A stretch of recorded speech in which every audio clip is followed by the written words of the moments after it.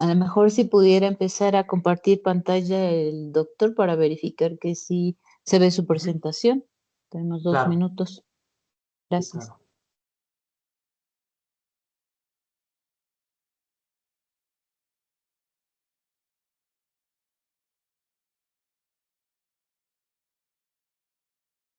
Deme un minuto.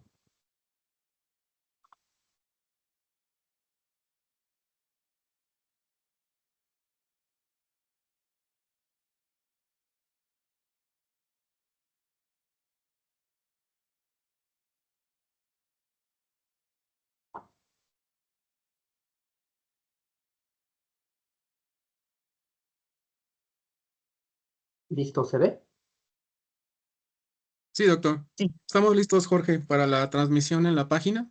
Ya vamos a dar inicio. Perfecto. ¿Listo?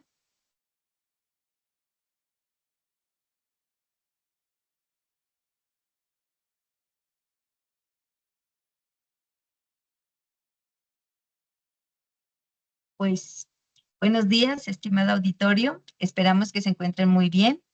Vamos a dar inicio a la primera sesión del año 2026.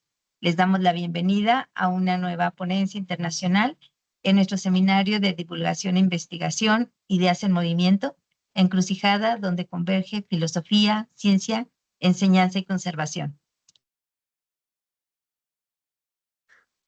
Buenos días a todos. Sean bienvenidos a nuestra nueva círculo de ponencias.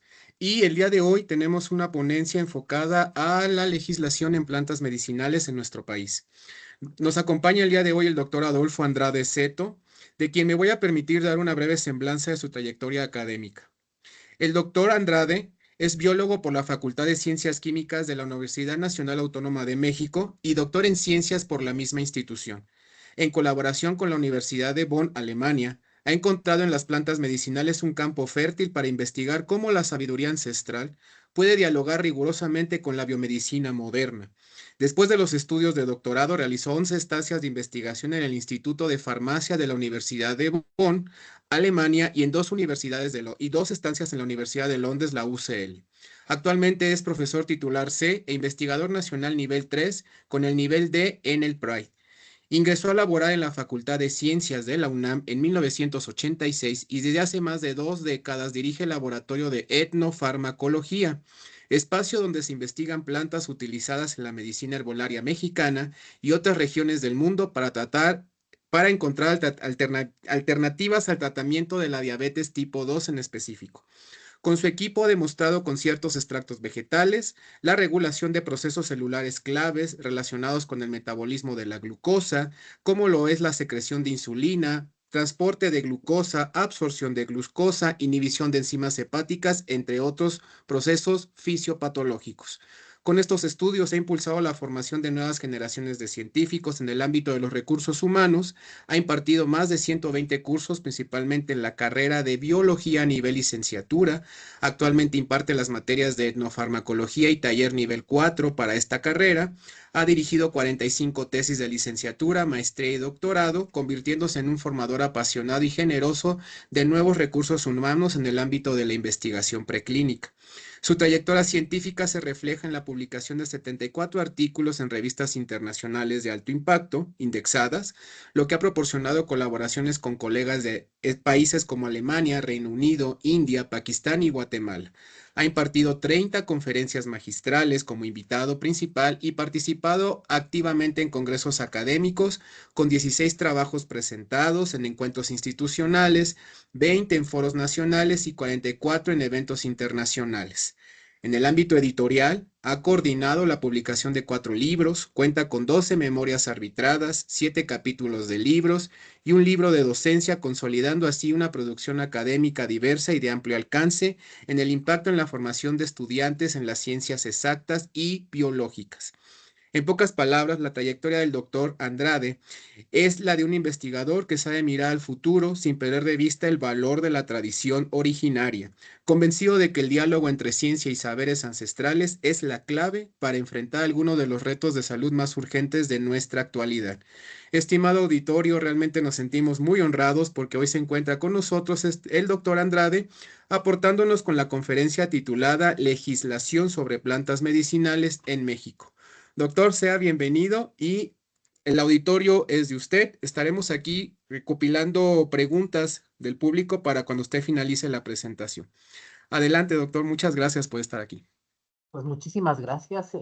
Agradezco mucho la invitación a participar en este foro y pues vamos a platicar un poquito con el auditorio, mi punto de vista particular de cómo estamos ahorita respecto a la legislación de plantas medicinales, tomando en cuenta que no es realmente como mi punto más fuerte, ¿no? Sino es una cuestión pues que me apasiona y creo que es de mucho interés e importancia para el país y por eso me he metido como a entender un poco qué está pasando y hacer un poco de propuestas. Entonces, a través de la siguiente charla voy a tratar de explicar un poco en qué punto estamos y, repito, desde mi particular punto de vista, qué podríamos mejorar o qué nos hace falta mejorar.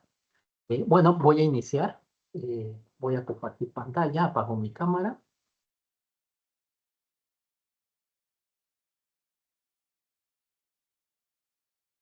Sí se puede ver, ¿verdad? Sí, doctor. Nada más que... Ahí está. Perfecto. Todo listo. Perfecto. Muy bien. Pues entonces vamos a tener una presentación acerca del uso de plantas medicinales en México y la pregunta es si necesitamos una mejor regulación, tomando en cuenta que tenemos que asegurar la seguridad, eficacia y el uso sustentable de los recursos. Bueno, en algún momento iré platicando algunas cuestiones más específicas del por qué es algo esto, ¿no? Como preámbulo, en los últimos 30 años he tenido oportunidad de hacer trabajo de campo en varias comunidades del país. Por ejemplo, en Oaxaca, en Hidalgo, en Guerrero, en Veracruz. Entonces, pues más o menos la parte central de la República la reconozco, Yucatán también. Entonces, tengo como una idea de cómo se utilizan las plantas medicinales, tanto en las comunidades como en los mercados. Y de ahí mi inquietud de ver estas cuestiones de regulación. Primero vamos a hacer un poquito de historia para tomar en cuenta que en México el uso de plantas medicinales data de antes de el arribo de los primeros pobladores, ¿no? Entonces, en México tenemos registros en cuevas de Coahuila, que hace aproximadamente 6,000 años se encontró polen de algunas plantas como el peyote, que es Lophophora williamsi, ¿no? Como estos polens están o fueron localizados en cuevas y en cavidades, es poco probable pensar que el viento los haya llevado ahí y se cree que es alguna acción humana. A nivel más general, dentro del mundo, el uso de plantas medicinales data de los neandertales. Por eso pongo que no es claro realmente quiénes fueron las primeras personas que utilizaron plantas medicinales. Ni siquiera fueron Homo sapiens, ¿no? Y repito, para nosotros, bueno, pues nuestros primeros registros son de esta planta ceremonial, el peyote, que data de 6,000 años antes de Cristo y son de los registros más antiguos en América junto con Perú.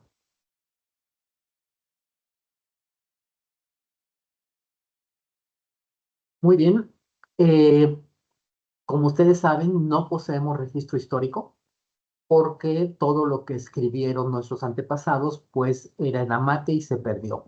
Entonces no teníamos como libros o cuestiones así que quedaron.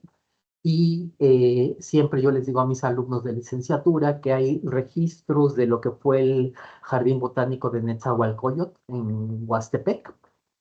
Y si alguien me dijera si quiero viajar en el tiempo, con mucho gusto me encantaría llegar a ese jardín botánico y ver lo que los antiguos mexicanos o habitantes del valle tenían ahí como plantas medicinales. Como no hay registros históricos que quedaron, entonces cuando llegan los españoles, hacen algunos códices acerca de plantas medicinales que se utilizaban en ese tiempo en México. Como ejemplo, tenemos el libro de Martín de la Cruz y Hernández, el Libros Medicinalibus Indorum Herbis, que data de 1552 y nos da una descripción de plantas y sus usos. Como dato curioso, hay que subrayar que este libro es un libro histórico, pero no fue hecho con un propósito de documentar plantas medicinales. El propósito de este libro fue hacer un regalo al arzobispo de la Ciudad de México que iba a visitar San Juan del Río. Entonces, en pocos meses se encargó a un indígena que escribiera el libro en náhuatl y después Martín de la Cruz lo tradujo al español. Entonces no es un libro como médico, sino más bien es un libro de carácter de regalo religioso. Sin embargo, pues son de las pocas cosas que tenemos que documentan las plantas medicinales que se utilizaban antiguamente en el país. También hay que tomar en cuenta que los españoles trajeron su propia medicina y que se combinó con las plantas que se utilizaban aquí en nuestro país. Entonces, más o menos, también hay que recordar que cerca de 1550, cuando llegaron los españoles, las plantas medicinales eran la base de todas las farmacopeas. Entonces, la farmacopea que traen los españoles, pues son plantas que se mezclan con las plantas que tenemos nosotros en México. Por lo tanto, tenemos aquí ya la fusión de idiosincrasia, ¿no? De ambas culturas, tanto de México como de lo que nos traen los españoles, y es lo que tenemos ahora como resultado de las plantas medicinales mexicanas.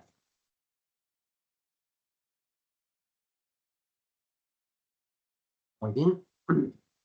Como les decía, entonces, nuestro uso de plantas medicinales es una mezcla de lo que trajeron los españoles con lo que había en México. Muchos de ustedes sabrán que plantas muy comunes como la manzanilla o la menta, pues son plantas originarias de Europa que se utilizan en México gracias a que ellos las aportaron. El árnica también es europea y tenemos muchos ejemplos que podemos dar, ¿no? Sin embargo, tenemos que tomar en cuenta que en el país tenemos 69 dialectos, 68 y más el español, lo cual nos hace una de las naciones más diversas en cuanto a diversidad lingüística. Esto quiere decir que no solo es diversidad lingüística, sino que hay muchos grupos culturales en el país y somos el segundo país en este rango, solo después de Brasil. Entonces, si se fijan en la parte central del país, tenemos muchas familias lingüísticas, por lo tanto, tenemos dialectos y lenguas que hacen una cultura muy importante para nuestra región. Tenemos que tomar en cuenta que también que somos un país megadiverso, somos el cuarto país en diversidad. Más o menos tenemos el 12% de todas las especies del planeta. Somos el planeta más rico en términos de diversidad en reptiles, con unas 804 especies, y tenemos unas 23.500 plantas, más o menos 6.000 medicinales o que han sido documentadas como tal. Y el país tiene más o menos 51 de las 191 zonas ecorregiones reconocidas. Para darles una idea, toda Europa tiene 6.000 plantas. Entonces nosotros tan solo tenemos 6.000 medicinales. Esa es la cantidad de diversidad que tenemos y también corresponde a la falta de estudios que tenemos sobre plantas medicinales. Muchas de la gente en nuestra población preserva su idiosincrasia cultural y los usos de plantas medicinales para tratar problemas. Esto se une a la gran biodiversidad que tenemos. Tenemos que tomar en cuenta que de acuerdo al Coneval, al 2023, más o menos 75% de nuestra población vivía en situación de pobreza o vulnerabilidad, 28% con falta de acceso a sistemas de salud. Entonces, antes de entrar ya a la parte de legislación, quiero hacer aquí una observación, y es que recordarle a nuestro auditorio que el uso de plantas medicinales corresponde a la necesidad que tiene una persona de sentirse bien. Entonces, en medicina tradicional, ahí tenemos el ejemplo de un curandero que está con una paciente. Cuando la paciente se siente mal, acude al especialista o a alguien que le recete para sentirse bien. Ninguno de los dos tiene el concepto que nosotros tenemos de fármaco, de toda la parte farmacológica, de mecanismo de acción, sitio, farmacocinética, farmacodinámica. Entonces, esas son cuestiones que no son propias de la medicina tradicional. Entonces, la medicina tradicional resuelve el problema de sentirse bien. A mí me duele la cabeza, ¿qué me tomo para que ya no me duela? No me importa, o no sé si alguien cuando se toma alguna aspirina o un paracetamol se ponga a pensar el efecto farmacológico que está haciendo el paracetamol en el organismo. Simplemente lo que queremos es sentirnos bien. Y eso es el nivel de medicina tradicional. Estoy mal, ¿cómo me siento bien? Y ya después viene la otra parte, que es ya la parte de la medicina que tenemos, que llamamos occidental, del entender por qué me hace sentir bien. Y entonces ya es donde entra por qué tenemos que legislar el uso de plantas medicinales y fármacos. Muy bien, entonces, ¿cuáles son los niveles de uso y regulación? Esto es una propuesta personal, y yo creo que para que tengamos una legislación correcta necesitamos o tenemos diversos niveles que deben ser regulados. Yo propongo estos niveles tomando en cuenta que cuando alguien proporciona un servicio de salud, entonces tiene que estar legalmente regulado. Así como si yo voy al médico y me proporciona un servicio de salud y no lo hace de manera correcta, yo le puedo meter una demanda, pues también debería ser que si yo voy a un curandero o a alguien que me diga que me va a proporcionar un servicio de salud, tiene que hacerlo de manera correcta. Si no, entonces yo también podría quejarme de que no lo está haciendo bien. Y esta observación es porque en algún momento, haciendo trabajo de campo en Oaxaca, encontré un señor, porque no todo el mundo es realmente curandero. Los curanderos tienen una tradición, hay alguien que les enseña dentro de la comunidad, aprenden de plantas, aprenden de enfermedades, y hay otras personas pues que toman la oportunidad y que dicen saber, pero que en realidad no saben. Entonces, este señor se vendía como curandero, él solito, y bueno, estuve como platicando con él y trabajando, y me decía que él curaba el cáncer. Entonces lo acompañé a un tratamiento de una persona con cáncer que tenía muchísimo dolor. Creo que tenía cáncer de hueso, no me acuerdo exactamente bien.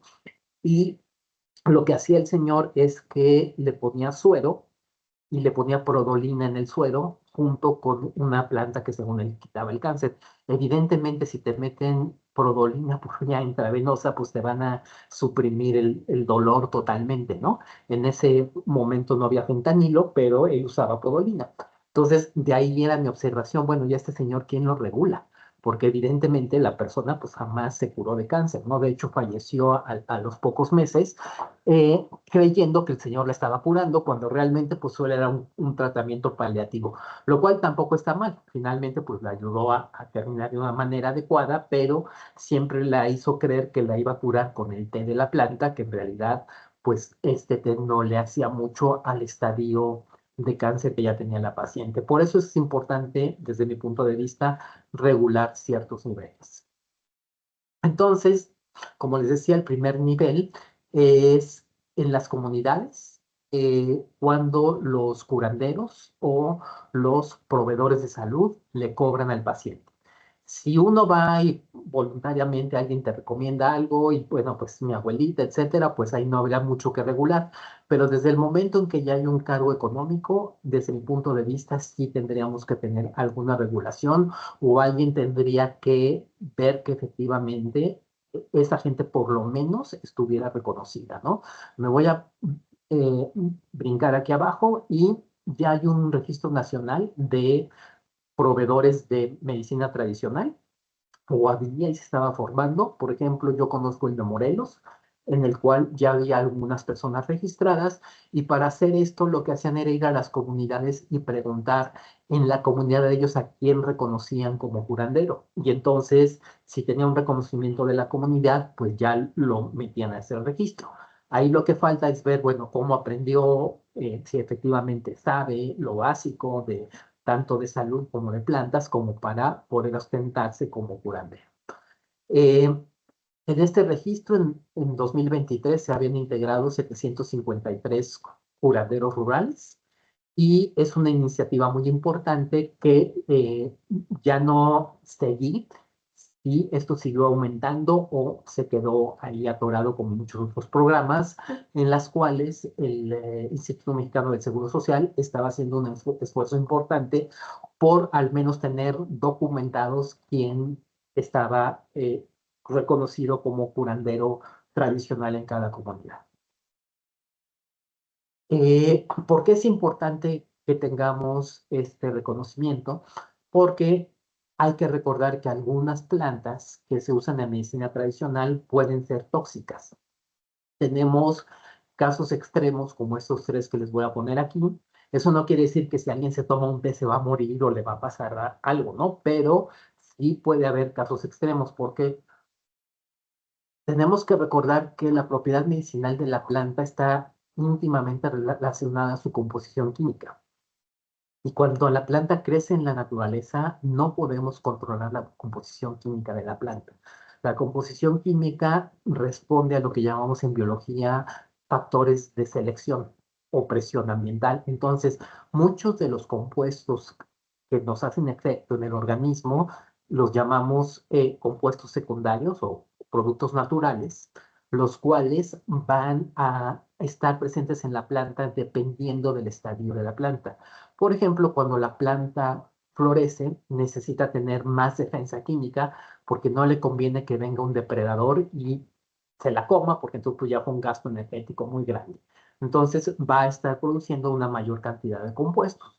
Cuando está sin flor, pues hay menos compuestos, luego hay compuestos que están en diferentes partes de la planta, y dependiendo en el tiempo y momento en que la colectemos, pues va a haber menos o más cantidad de principios activos.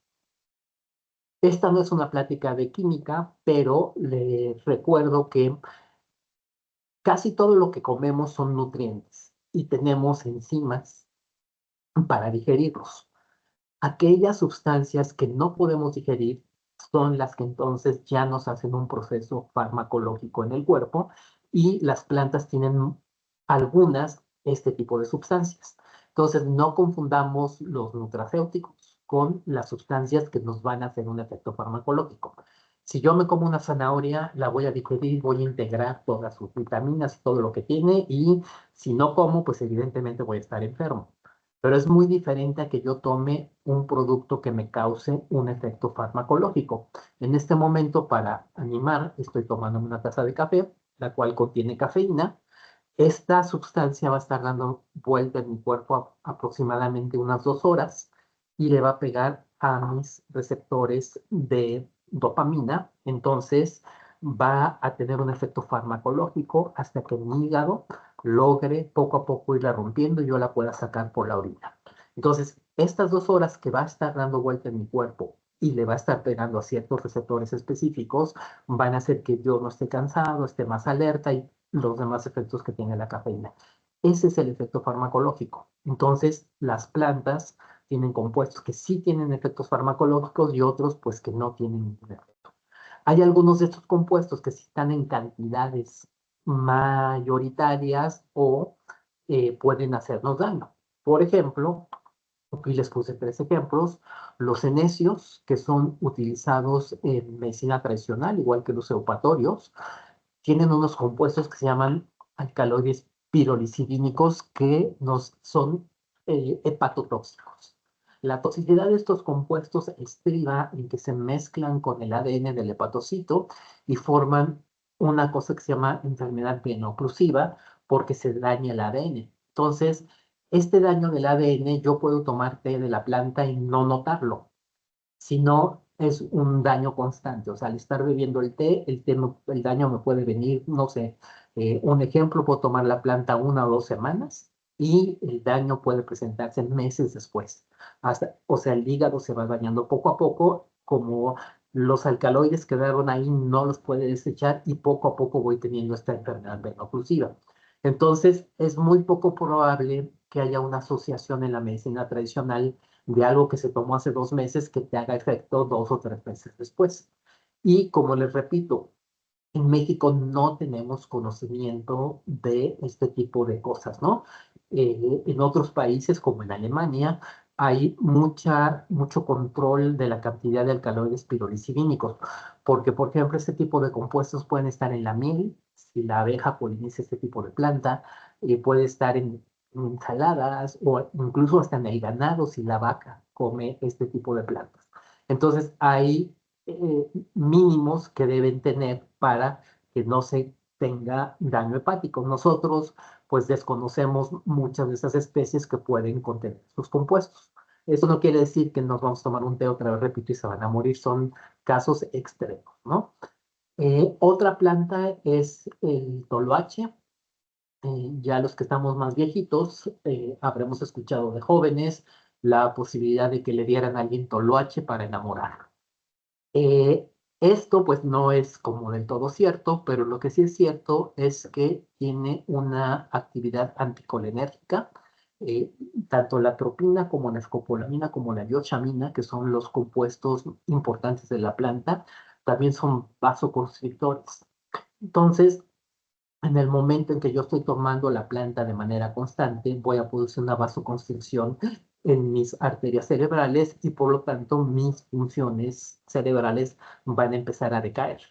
No sé si ustedes escucharon, las abuelitas o las bisabuelitas decían que las mujeres usaban toloache para atontar a los hombres y tenerlos enamorados. Eso, bueno, no sé si sea cierto, pero es lo que se escuchaba, ¿no? Pero sí tiene bastante sentido que estar tomando este té de la planta podría disminuir tu irrigación cerebral y por lo tanto afectar ciertas neuronas. Otra planta son los guacos, que se utilizan también mucho en medicina tradicional mexicana, se utilizan para enfermedades del estómago. Estos plantas tienen ácidos aristolocoicos que son nefrotóxicos. Entonces tenemos, por ejemplo, casos extremos, un spa en Suiza que estaba importando guacos chinos para bajar de peso porque también ayudan a reducir las grasas. Sin embargo, pues trajeron un cargamento que tenía muchos de estos ácidos, como no hubo control de calidad, y se murieron 10 o 15 pacientes por nefrotoxicidad. Entonces, es otra vez, repito, no quiere decir que te tomes un té de guaco y te vas a morir del riñón. Tiene que tener una cantidad muy alta de ácidos, ¿no? Por eso es importante antes de consumir las plantas, tener un control de calidad de los compuestos que tienen. Repito, a veces a nivel de medicina tradicional, pues un té no puede arrastrar tanta cantidad de compuestos como ya se hiciera, por ejemplo, en el spa, que se trata de concentrar para dar mayor concentración, ¿no? Por eso es que es difícil a veces que en medicina tradicional la gente se intoxique y también a veces no se puede asociar bien la intoxicación con el consumo de la planta.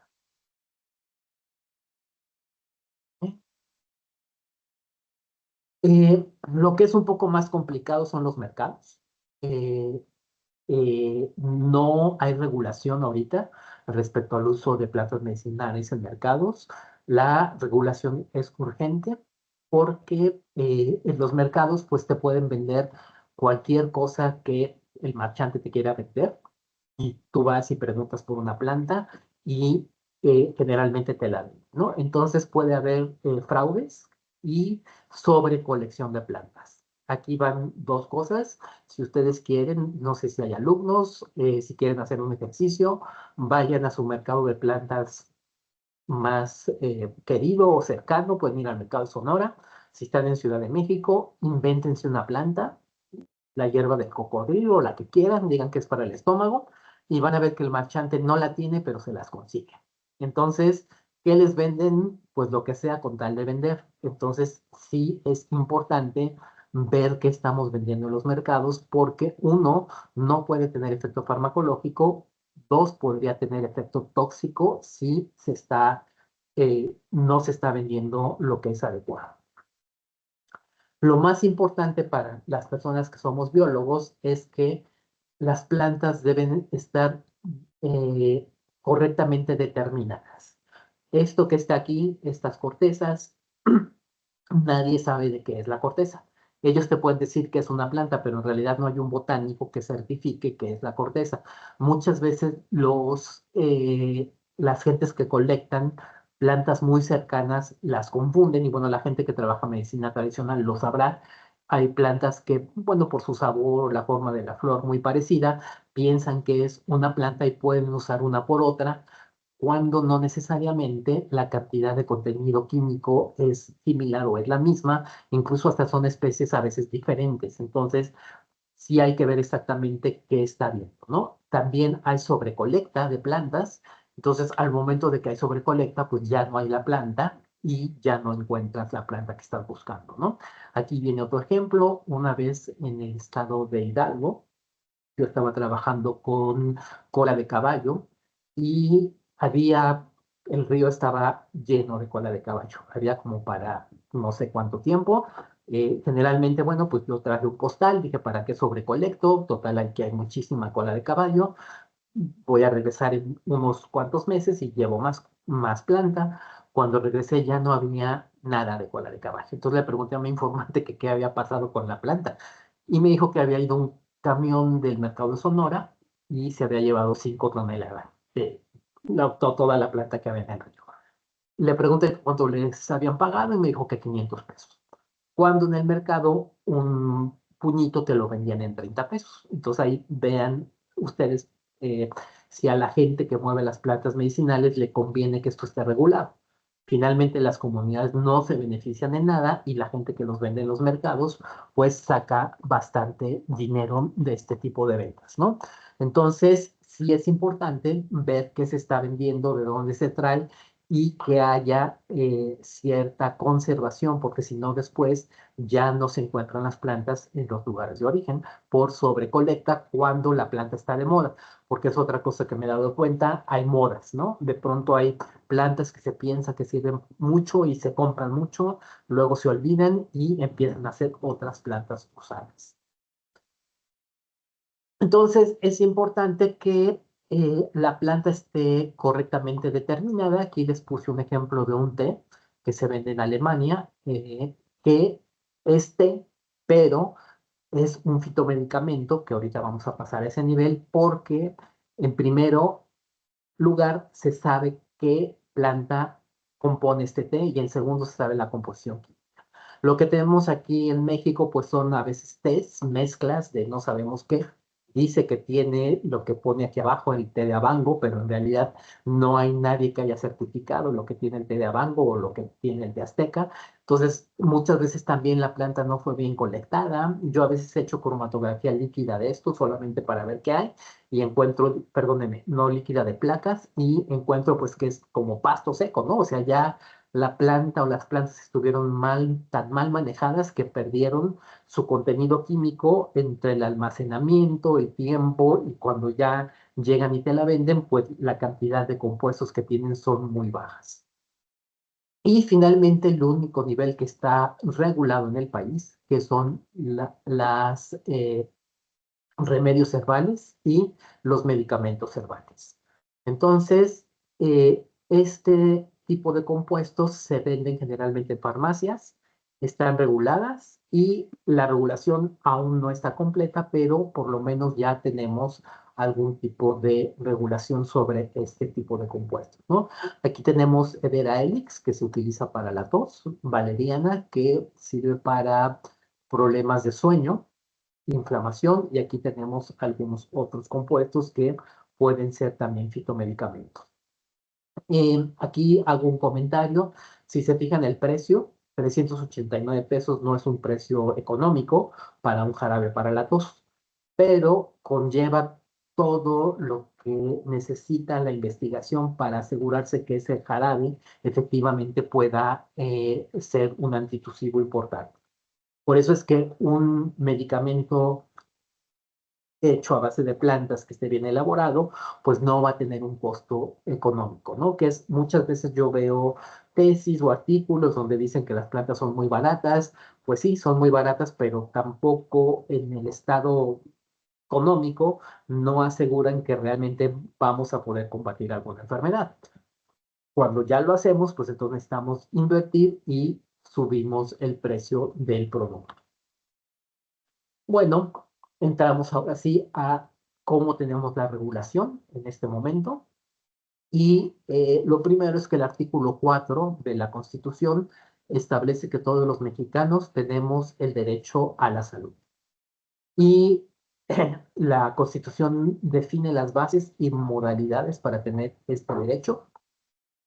Y junto con el artículo 73 nos pone que el que tiene que hacer esto, perdón, el encargado de llevar a cabo esto es la Secretaría de Salud. Entonces, la Constitución le da a la Secretaría de Salud la orden ejecutiva de que ellos sean los encargados de encargarse de la salud del país y a la vez todos los mexicanos tenemos el derecho a la salud. Tenemos entonces un artículo regulatorio, que es el artículo 4 de la Ley General de Salud. Disculpen, la Constitución en su artículo 4, después se hace referencia al artículo 1, que es la Ley General de Salud, la cual regula el derecho a la salud, la protección de todas las personas que poseemos en términos del artículo 4 de la Constitución Política de los Estados Unidos Mexicanos, y establece las bases y modalidades para el acceso a la salud, servicios y define las responsabilidades de la Federación y las entidades federativas en materia de salud y las aplicaciones generales. Entonces tenemos en la Ley General de Salud los principales reglamentos que van a estar regulando la salud en el país y por lo tanto la venta de productos que nos ayuden a restablecer la salud. Basado en varios artículos de la Ley General de Salud, entonces el Sistema General de Salud es el que delega en la COFEPRIS, que es la Comisión Federal para la Protección de Riesgos Sanitarios, que los artículos que tienen que ver con los medicamentos herbolarios y todo lo que tiene que ver con la venta de cosas en general, insumos para la salud, se ha regulado. Entonces, aquí venimos poco a poco de la Constitución a la Secretaría de Salud, que a su vez delega en la COFEPRIS, que es el órgano regulador real en el país, el cual va a estar al tanto de los productos e insumos que tengan que ver con la salud de los mexicanos. Entonces, bajo los términos de esta ley de salud, tenemos el control de remedios herbolarios y se establecen las actividades regulatorias. Entonces, tenemos la definición de lo que se han llamado medicinas herbales y remedios herbales. Entonces, tenemos el reglamento de insumos para la salud y tenemos aquí lo que nos va a estar definiendo cómo vamos a tener un medicamento basado en hierba. Entonces aquí tenemos algunas definiciones de envases secundarios, las etiquetas, farmacopea de los Estados Unidos mexicanos, farmacopea homeopática de los insumos de los Estados Unidos mexicanos.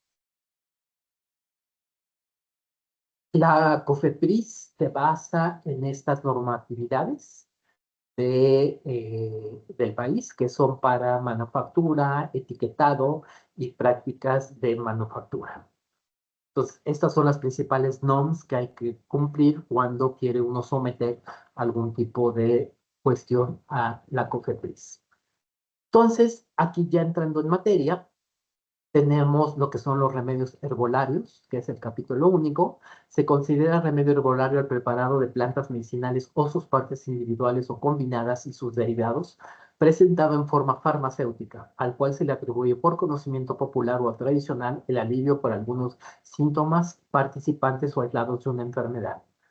Los remedios herbolarios no contendrán en su formulación sustancias estupefacientes o psicotrópicas ni ningún otro típico de fármaco alopático u otras sustancias que generen actividad hormonal, antihormonal o cualquier otra sustancia en concentraciones que representen riesgo para la salud. Entonces, aquí vamos a poner dos observaciones. Remedio herbolario, el preparado de plantas, pero no dice cuál, ni está legislando que tú tienes que decir que si este té tiene esta planta, tiene que estar botánicamente correctamente determinada para que tú sepas que alguien ese preparado. Además de la determinación botánica, tenemos otras dos cosas que nos podemos auxiliar. Una son los marcadores químicos, que algunas especies ya tienen marcador. Voy a hacer comentarios acerca de la UNAM, la Universidad Nacional Autónoma de México, que es la que conozco bien. No dudo que no hay otras instituciones del país haya este tipo de estudios, pero no estoy tan familiarizado. Aquí en la UNAM, la doctora Raquel Mata se dedicó gran parte de su vida a estar haciendo compuestos marcadores de plantas medicinales mexicanas. Entonces, hay varios artículos de la doctora en la cual podemos encontrar marcadores de plantas específicas. Recientemente el doctor Sol Christians, que está en el Instituto de Biología, él está haciendo código de barras. Entonces, como a veces es muy difícil, si ya la planta está en trozos o cortada, es un poco difícil para un botánico determinarla. Entonces, la metodología de código de barras nos puede ayudar a encontrar si es la especie correcta. Entonces, bueno, quizá una combinación de botánica tradicional con código de barras, con marcadores químicos, nos puede ayudar a saber si alguien está vendiendo la planta que dice que está vendiendo. Pero por lo menos tenemos que tener bien certificado el nombre, ¿no?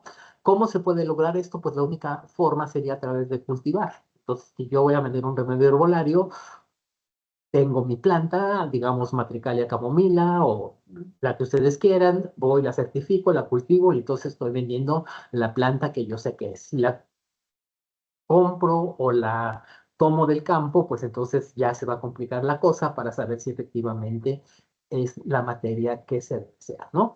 Luego, no deben contener en su formulación estupefacientes ni sustancias que generen actividad hormonal. Entonces, ahí nos dejaría fuera todas las plantas que tienen que se utilizan para cuestiones de aparato reproductor femenino. Tenemos muchas plantas que tienen triterpenos que son similares a los estrógenos. Entonces, este tipo de cosas no podrían ser remedios herbolarios.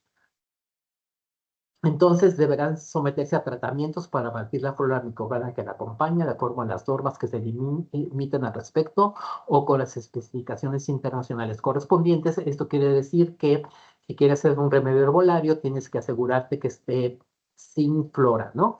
Y las unidades formadoras de bacteria que tiene, de colonia, perdón, que tiene una planta al colectar en el campo son altísimas. Hay que usar algún método de esterilización para bajar la flora bacteriana. Evidentemente, pues al hervirlo en té, pues se mueren las bacterias, ¿no? Pero la COFEPRIS te pide que tú al meter el polvito o el té ya no tenga bacterias. Entonces, tiene que haber también un lugar donde se pueda fabricar el remedio herbolario, que no haya contaminación. Y todo esto se requiere para tener, poder cumplir con cómo registrar un medicamento herbolario. Aquí va otra de mis anécdotas, ya por viejo, ¿no? Como dicen, más sabe el diablo por viejo. Nosotros tratamos de ayudar a una cooperativa a registrar una planta medicinal ante la COFEPRIS y no lo logramos porque nos atoramos aquí. Porque aunque la cooperativa estaba muy padre el proyecto, porque bueno, ellos sembraban la planta, la molían, les ayudamos a ver cómo la esterilizaban, a ver que tuviera contenido químico, pero donde ya no les pudimos ayudar es a tener el local con todas estas características que ustedes observan para poder fabricar el medicamento, pues que tiene que ser un lugar prácticamente estéril, con máquinas adecuadas y con certificados de análisis microbiológicos, todo. Entonces, eso requiere una inversión bastante fuerte, pues que la cooperativa no pudo hacer y nunca logramos registrar este producto, ¿no? Entonces, sí hay que cumplir con bastantes normas para poder tener un remedio herbolario. Entonces, la manufactura, como les decía, debe ser llevada a cabo en condiciones que prevengan la contaminación microbiológica y puedan como venderse, ¿no? Entonces, aquí tenemos un remedio herbolario, que es Eucalim, que tiene mezcla de plantas y propóleo. Si se fijan, aquí solamente nos dice que es una mezcla de plantas, en la parte de al lado dice qué plantas son, pero no hace referencia a contenido químico.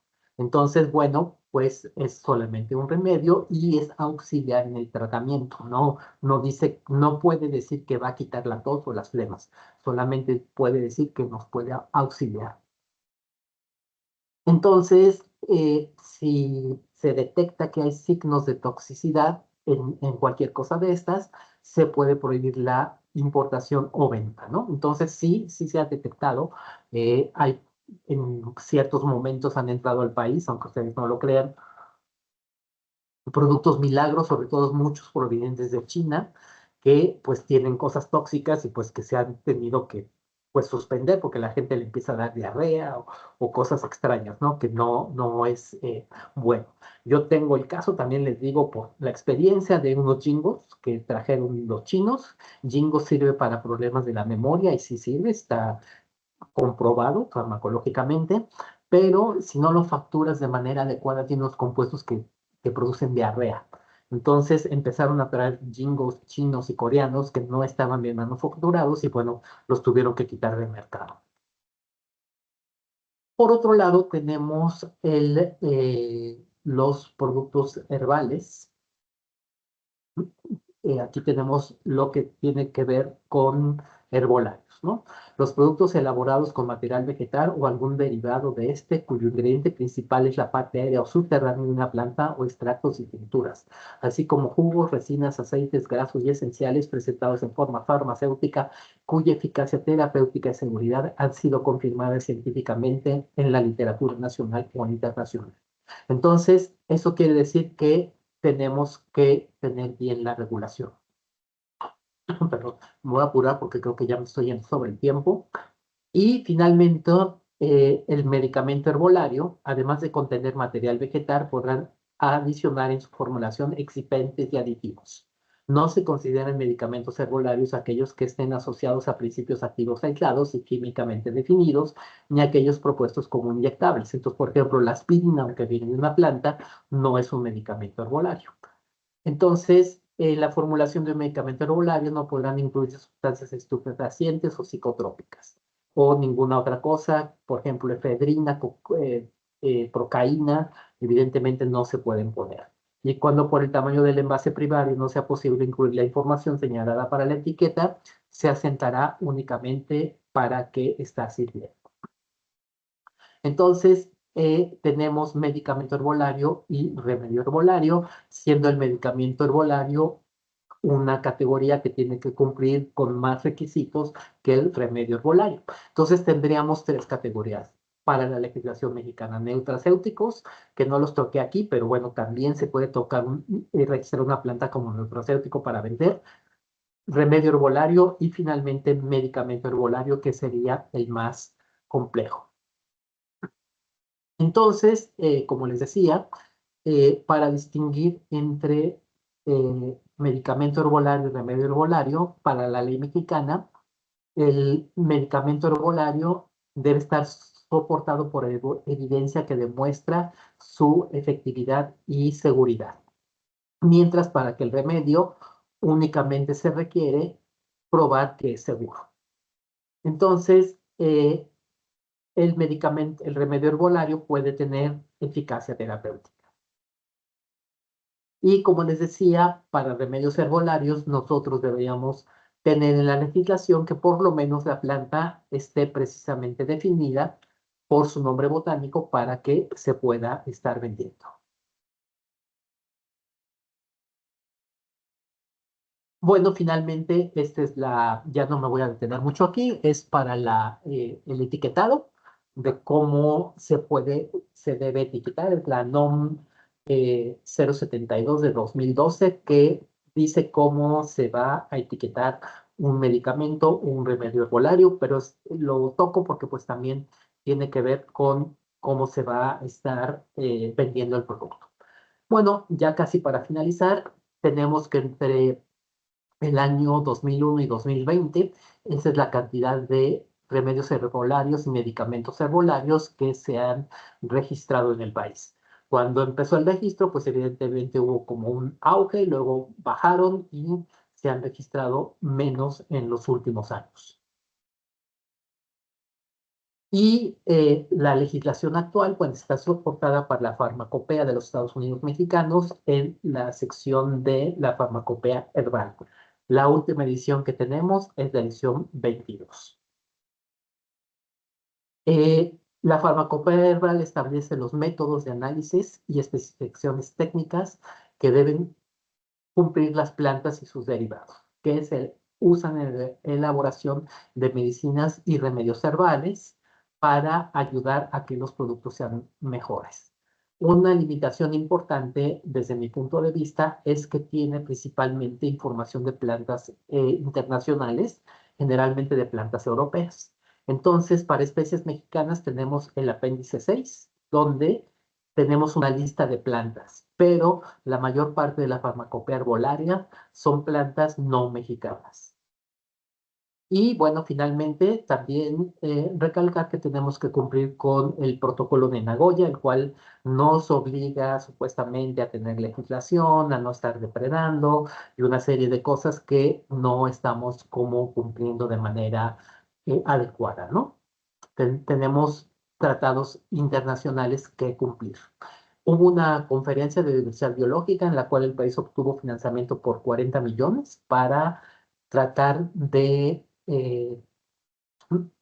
lanzar metas nacionales que buscan avanzar sustancialmente hacia la conservación sostenible de la biodiversidad, incluyendo el esfuerzo para proteger 30.8 millones de hectáreas terrestres, marinas y el Fondo Mundial para el Medio Ambiente, ¿no? Esto lo menciono porque también tiene que ver con biodiversidad, ¿no? Y plantas medicinales. Bueno, finalmente había en la CECICHI esta idea de medicina tradicional y herbolaria, lo cual yo celebré, dije que padre, va a haber dinero, va a haber proyectos, se va a empezar esto creo que era de 2024, esta toma de pantalla, y esta es la toma actual. Entonces, pues ya nos olvidaron. No es un importante, desgraciadamente, o en este momento, no sé si se va a mejorar, tampoco quiero hablar de algo que no conozco, pero de lo que había ya no hay nada. Yo tenía la esperanza de que todo esto de legislación se empezara a tomar, se empezara a impulsar y tuviéramos un buen augurio para México. No necesitamos plantas mexicanas. Aquí les pongo que, o sea, sí hay muchas de ellas que son fitomedicamentos, pero son demasiado caros para el 75% de la población y no contienen plantas mexicanas. Por lo menos tenemos, ¿no? Si alguien quiere curas con fitomedicina, pues hay de dónde tomar, pero lo ideal es que esto fueran plantas mexicanas, sembradas por mexicanos, cosechadas por mexicanos, elaboradas en laboratorios mexicanos y que el laboratorio y todo, y para curar mexicanos, ¿no? Que es lo que yo siempre digo, bendito sea Dios si podemos apoyar a gente de otra parte del planeta, pero lo importante es apoyarnos a nosotros. Entonces, tenemos que también legislar los centros de medicina tradicional, en los cuales se venden plantas, pero tampoco está legislado. O sea, en cada comunidad hay centros de parte de la Secretaría de Salud, pero también necesitan algún tipo de regulación porque, o sea, ya se están haciendo esfuerzos. Si ven aquí, ya se pone, se empaqueta la planta, ya se trata de hacer como, ya no que sea así, sino que haya una dosis, pero también nadie está seguro de que haya ahí, si hay microbios, a lo mejor hay hongos, o sea, aunque se empaquetó, no sabemos hace cuánto, entonces todo esto tenemos que empezarlo a regular. celebro y qué bueno que esto está empezando a darse, ¿no? Pero tenemos sí que meterle más para que esto se pueda hacer, ¿no? Y finalmente, bueno, pues con los curanderos, pues también tendremos que tener la lista oficial de curanderos y hacer como una regulación para ver qué están dando, qué se puede dar y evidentemente necesitamos de manera muy importante una lista de plantas medicinales mexicanas. Entonces, permitimos, por supuesto, que la industria fuera del país venda, y como les decía, la mayoría de los fitomedicamentos son de fuera, y lo que propongo entonces es crear nuestra farmacopea herbal. Tenemos 6,000 plantas más o menos, pero o sea, tener una farmacopea bien hecha con nuestras plantas, crear bien el registro nacional de gentes que se dedican a la medicina tradicional. Hay que discutir, todas esas son propuestas, ¿no? Porque digo, para hacerlo pues falta mucho, ¿no? Yo propondría crear un órgano académico que pueda conducir todo esto. O sea, yo pensé que iba a ser la CECICHI, pero ya veo que ya no, para que nos organice a las universidades, cada quien anda trabajando por su lado, lo que se le ocurre, entonces tener un órgano rector para que realmente podamos solucionar problemas de salud del país a través de las plantas medicinales y por lo tanto tener una autoridad regulatoria única en este sentido. Y entonces, pues sí necesitamos más regulación de plantas medicinales. Esto sería todo. No sé si hay quieren que agregue algo más, alguna pregunta. Ok, muchas gracias, doctor, por tan extensa pero importante ponencia en cuanto al contexto actual de nuestro país. Ahorita tenemos aquí en el auditorio una manita levantada y tenemos dos preguntas que surgieron a través de las redes sociales al momento de proyectar la ponencia. Entonces le vamos a dar la palabra aquí en el auditorio en línea a la doctora María González. Adelante, doctora, por favor.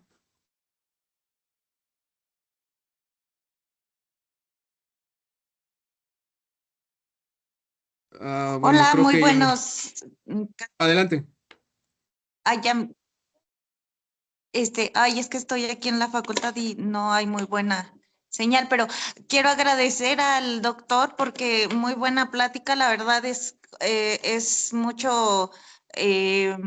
muchas cosas que desconocemos y justo regular todo este tipo de actividades, pues sí es necesario, ¿no? Simplemente desde los curanderos que muchas veces no sabemos qué es lo que hacen o qué es lo que recomiendan o sí, pues dan, pues es complicado, ¿no? Y es también de mucho interés para nosotros, pues que se regule, ¿no? Y justo mi pregunta va hacia eso, ¿no? Porque a veces también hay productos de higiene personal. ¿Esos cómo se podrían regular o estarían dentro de o cuáles serían los pasos para regular este tipo de productos? Porque no son como tal, pues medicamentos, pero también pienso que deberían ser de regulación, ¿no? O ya no estarían dentro de, ¿cuál sería Ah, como? no, bueno, es que aquí esta plática fue de plantas medicinales y salud, pero la COFEPRIS también, hasta donde yo sé, también hay regulación para productos de higiene personal, pero desconozco esa regulación. O sea, Ah, para no, que sí. alguien venda un jabón en un súper, tiene que cumplir con ciertas normas, porque si no, imagínese, nos irritaríamos y pasaría no sé qué, pero no estoy familiarizado con esa legislación. No, sí, pero hechos a base Claro, de tendría que cumplir ambas legislaciones, ¿no? Tener la planta y además la legislación en cuanto a la elaboración de jabones, etcétera. ok. Muchísimas gracias. De nada. Gracias, doctor. Doctora Yuridia, tenía una pregunta por ahí, vi la mano alzada. Sí, sí. Pues más que una pregunta, un comentario. Creo que realmente ha sido una ponencia muy interesante porque nos ha mostrado la gran riqueza biocultural que tenemos en México, que es producto justamente de este manejo adaptativo para la vida, ¿no? Que se ha logrado históricamente pero también esta necesidad de regulación que es tan importante que a veces no lo tomamos en consideración, ¿no? Sobre todo, bueno, yo estoy hablando de quienes trabajamos más el ámbito social, y esto, bueno, para mí fue realmente importantísimo, ¿no? Conocer todas estas normativas que se implican en el uso y en el manejo, ¿no? De estas plantas, justamente en el tenor de conservar sus propiedades, ¿sí? Y de hacer un manejo adecuado. Entonces, realmente, pues, mi agradecimiento por esta eh, plática, por esta generosidad en compartir su trabajo, su experiencia de campo, y pues también la propuesta que tiene para que podamos disfrutar, ¿no? La mayoría o todos los mexicanos de estos grandes conocimientos tan antiguos que poseemos. Entonces, pues, más que nada ese comentario. Muchísimas gracias, doctor, por este trabajo tan hermoso que realiza. Muchas gracias a usted. Doctor, tengo una pregunta del público de Facebook. No sé si usted sepa, yo estoy casi seguro que sí, que en el Estado de México hay institutos avalados por la SEP en cuanto a enseñanza en formación de médicos herbolarios y también enfermeras. Bueno, en el ámbito de la formación de profesión de la salud hay una formación en un instituto de medicina tradicional para la formación de parteras. Pero me comenta aquí la pregunta o la duda en redes sociales es, ¿quién avala esta lista de curanderos profesionales o sustentados por la SEP en su práctica de medicina tradicional?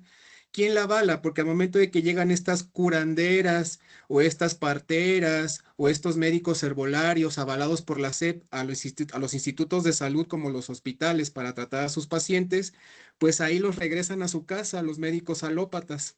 Entonces, ¿cómo hacemos esta parte o dónde consultamos esta parte del registro o es parte de las prospectivas y perspectivas que hay que hacer como esto del grupo académico que mencionó, doctor? Claro. Una de las cosas últimas que puse es que tenía que haber una única autoridad regulatoria, ¿no? La SEP te avala, sí conozco este tipo de universidades, lo cual también me da mucho gusto, te avala como el título, ¿no? Pero la Secretaría de Salud es la que tendría que avalar.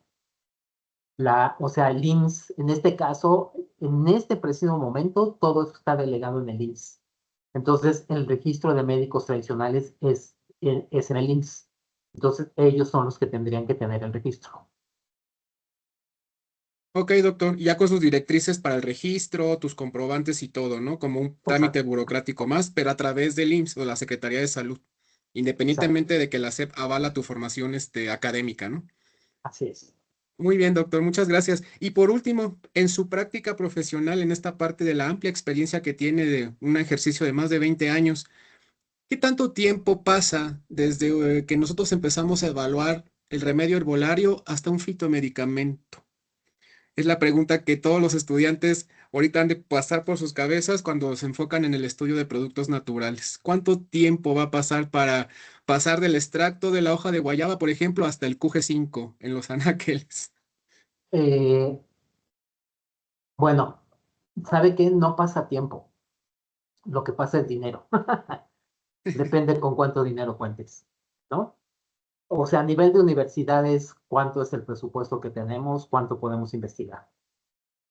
Necesitamos, si tuvieras todo el dinero del mundo, entonces, pues prácticamente en un año podrías estar lanzando un producto.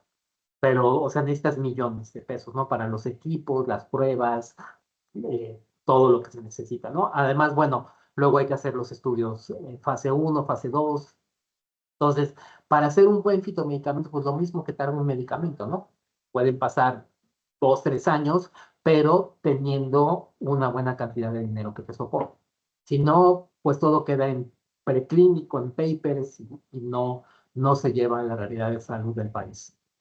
Es correcto, doctor. Recordarle a nuestro público que la transferencia tecnológica o la transferencia del conocimiento de la parte preclínica, laboratorios, animales de experimentación para comprobar eficacia y seguridad, pues son prácticamente con insumos del gobierno o sustento, financiamiento gubernamental, pues 10 años. Y ya la parte clínica en seres humanos, otros 10 años. Y entonces sí es importante considerar que este tipo de investigaciones preclínicas en plantas medicinales o productos naturales, pues el financiamiento es gubernamental o si se va a patentar algo, pues buscar el financiamiento privado, ¿no? Para darle velocidad. Tenemos aquí otra pregunta de la señorita Jenny. Adelante, por favor. Hola, muy buen día, doctor. Bueno, la pregunta no es mía, la pregunta es de Liz Cruz, que también nos acompaña en la ponencia. Ella nos dice, en el contexto actual de la herbolaria en México, ¿cuáles son las principales recomendaciones que haría el sector? ¿Cuántos son los años permitidos para conservar un remedio herbolario? ¿Cuáles son los efectos diferenciados de un remedio en gotas y otro en cápsulas? ¿Cuáles son las dosis permitidas o recomendadas para el consumo de estos productos?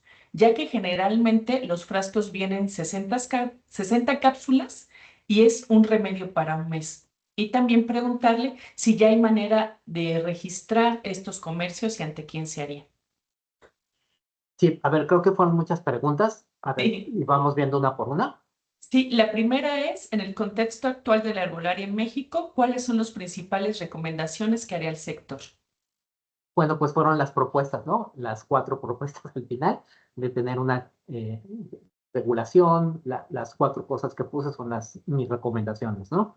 Sobre todo es importante que pudiéramos tener una sola autoridad regulatoria que nos fuera, por decirlo de alguna manera, tirando línea a las universidades, ¿no? A ver, ¿qué nos afecta a los mexicanos? Hipertensión. Ok, ¿cómo lo vamos a solucionar? ¿Se puede con plantas? ¿No se puede? Si se puede, ¿qué va a estudiar cada quien? Y vamos armando todo hasta formar un medicamento. Gracias, doctor. La siguiente es, ¿cuántos son los años permitidos para conservar un remedio herbolario? Depende de cada remedio. Por eso hay que hacer las pruebas de por lo menos cromatografía líquida, porque tú tienes la planta, entonces al momento de producir tu remedio, tienes la planta, le haces el cromatograma y vas haciendo el cromatograma cada mes hasta ver cuándo pierde la actividad, pues depende de cada planta, ¿no? Yo tengo extractos, pero eso no quiere decir que se los tomen, ¿no? Pero tengo extractos que hice hace 20 años, ya están activos, refrigerados, ¿ok? Pero bueno, son compuestos que no se descomponen, depende del tipo de compuestos, hay compuestos que en 2 o 3 meses ya no están. Entonces, por eso es importante hacer el remedio herbolario, para poder tener esa información de cada producto. O sea, no hay una sola respuesta para general, sería por producto. Por producto. De acuerdo, doctor. Ahora, ¿cuáles son los efectos diferenciados entre un remedio en gotas y otro en cápsulas? Es decir, si hay diferencia entre tomarlo así, en gotas o en cápsulas, siendo, por ejemplo, la misma planta. Pues la absorción, ¿no? Que al momento de venir en gota, pues se absorbe más fácil en el intestino, empieza a absorberse desde el estómago y la cápsula pues pasa al estómago y generalmente se empieza a absorber en el intestino o al final del duodeno, entonces depende, sería un poco la absorción, pero también depende del medicamento, ¿no? Depende qué es lo que quiero. Generalmente cuando uno formula algo, tienes que ver qué tipo de compuesto es y dónde se va a absorber. Necesitas absorción asociada ácida o asociado a básico, entonces ya juegas ahí con el sistema digestivo. Entonces, ¿cuál es la diferencia? Pues depende otra vez del principio activo. Gracias, doctor. Bueno, también en la página Gaby Rodríguez Tale nos dice, muchas felicidades, doctor, por la charla. Muy interesante. ¿Cómo fue el acercamiento con los curanderos para motivarlos a registrarse formalmente? Ah, lo desconozco. Esa es información que yo saqué del IMSS, pero es un programa del IMSS. No es, o sea, yo solamente tomé la referencia. ¿Ok? Eh, por lo que me platicaron en Tepoztlán, en el centro de Tecocoli, el gobierno fue el que empezó a hacer este censo, bueno, el gobierno del IMSS, y por ejemplo, el centro de Tecocoli que está en Tepoztlán tiene como fama. Entonces fueron ahí, los buscaron, y fueron a Tepoztlán y preguntaron quiénes eran los curanderos, y pues ya los refirieron al centro. Entonces fue un acercamiento a través del IMSS en su momento. Okay. Y bueno, por último nos dice Patricia Cruz, entonces es mejor hacer una carrera afín a la herbolaria desde su punto de vista, doctor. Híjole, Qué pregunta tan difícil, pues es que depende qué es lo que quieres hacer. Vuelvo a lo que dije al principio, acuérdense que las plantas medicinales sirven para restablecer el sentirse bien. Entonces, si tú estás en una comunidad y lo que quieres es ayudar a que la gente se sienta bien, no le duela la cabeza, pues estudia herbolaria, ¿no? Con tus bases, ¿no? Si quieres saber exactamente cómo quitar el dolor de cabeza, pues entonces estudias farmacia, ¿ok? Y si quieres, bueno, pues también puedes ser médico y ya tener otro tipo de formación. Yo creo que depende mucho de lo que quiera hacer la persona, ¿no? Muchas gracias, doctor, y a todos los que mandaron sus preguntas. Gracias a ustedes. Gracias, señorita Teni. Bueno, pues con esto concluimos nuestra sesión del día de hoy. Les agradecemos mucho a nuestro auditorio el haber estado conectados con nosotros. Les pedimos por favor que compartan todas las publicaciones de la red Cavern que están en sus páginas oficiales de YouTube y de Facebook.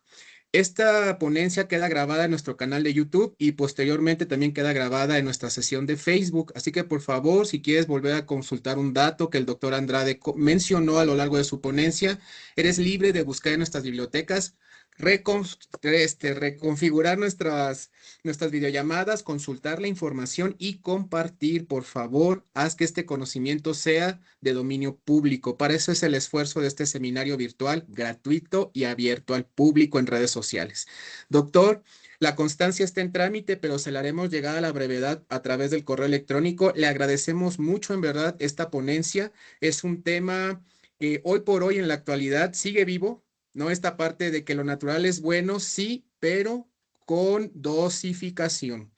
Todo, como decía Paracelso, el padre de la toxicología, todo puede ser un veneno, todo va en función de cuánto tiempo lo tomas y en qué cantidad lo tomas. Gracias, Correcto. doctor. Esperemos Gracias a ustedes. recibirlo nuevamente aquí con nosotros para que nos hable de sus proyectos, sus avances y sobre todo para no dejar de lado esta perspectiva de un esfuerzo académico en conjunto para esta comisión de revisión en el ámbito de los productos naturales, principalmente plantas medicinales. Tenemos que Claro. rescatar esa identidad cultural y hacerla propia para compartirla con el mundo, no exportarlo lo extranjero porque es mejor que lo nacional. Tenemos que quitarnos ya ese chip, porque lo que no se conoce no se cuida y nosotros tenemos mucho que cuidar en nuestro territorio nacional. Claro. Doctor, ¿algo con lo que quiera cerrar su ponencia y despedir a nuestro público? No, pues les agradezco mucho el haberme invitado a participar. Espero que haya sido útil la ponencia para las personas que nos escucharon y pues entre todos esperamos hacer un esfuerzo para poco a poco ir mejorando el uso de plantas en el país. Muchas gracias. Muchas gracias, doctor. Sí. Doctora Yuri, por favor. Muchísimas gracias. Sí, muchísimas gracias, doctor. Muchísimas gracias, Gabriel, por esta excelente ponencia que se presentó. Y bueno, pues todo esto también me hace recordar, ¿no? La importancia de la valoración de nuestros patrimonios bioculturales.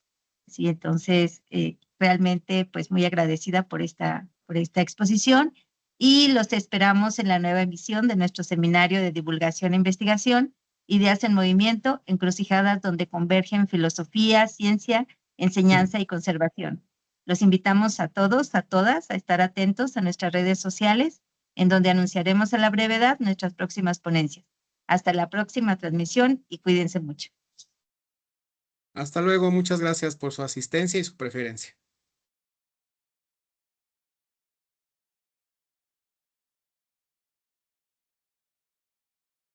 Bueno, pues